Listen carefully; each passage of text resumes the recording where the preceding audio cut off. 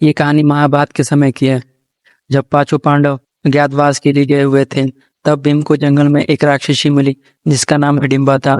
और हिडिंबा से जो पुत्र पैदा हुआ उसका नाम कठोरकस था, और कठोरकस का पुत्र था बर्बरिक। उसके बाद 3 ऐसे तीर थे जिससे वो पूरी सृष्टि को खत्म कर सकता था। इसलिए उनकी माता ने उनसे ये वचन लिया था को कभी भी जो लोगों की सहायता करेंगे अपनी शक्ति का इस्तेमाल नहीं करेंगे। श्री कृष्ण बहुत चिंतित हुए। भगवान श्री कृष्ण जानते थे कि अगर कौरवों की सेना कमजोर पड़ी तो बर्बरिक उनकी तरफ से लड़ने लगेगा, और अगर पांडवों की सेना कमजोर पड़ी तो बर्बरिक उनकी तरफ से लड़ने लगेगा। इस तरह से वो एक ही तीर से पूरी सेना को खत्म कर देगा।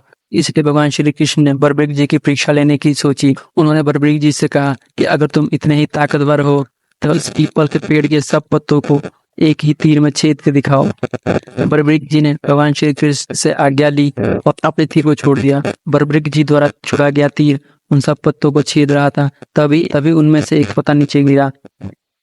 भगवान श्री कृष्ण ने उस पत्ते को ये सोच के छुपा लिया, ये पत्ता छेदने से बच जाएगा। पर बर्बरिक द्वारा छोड़ा गया तीर सब पत्तों को छेदते हुए भगवान श्री कृष्ण के पैर के पास आके रुक गया।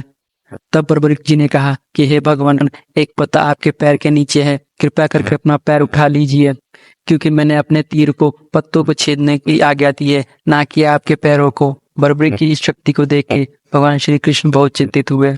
तब उन्होंने ब्राह्मण का रूप धारण किया और सुबह बर्बरिक के शिविर में गए और उनसे दान मांगा। तब बर्बरिक जी ने कहा कि हे ऋषि, मांगिए, आपको क्या दान चाहिए। ब्राह्मण रूपी श्री कृष्ण जी ने कहा कि तुम दे नहीं पाओगे, पर बर्बरिक जी ने कहा कि आप मांगिए। तो तब भगवान श्री कृष्ण ने कहा, मुझे तुम्हारा शीश दान में चाहिए। बर्बरिक जी ने अपने पिता माँ पांडवों की विजय के लिए स्वेच्छा से अपना शीश दान कर दिया।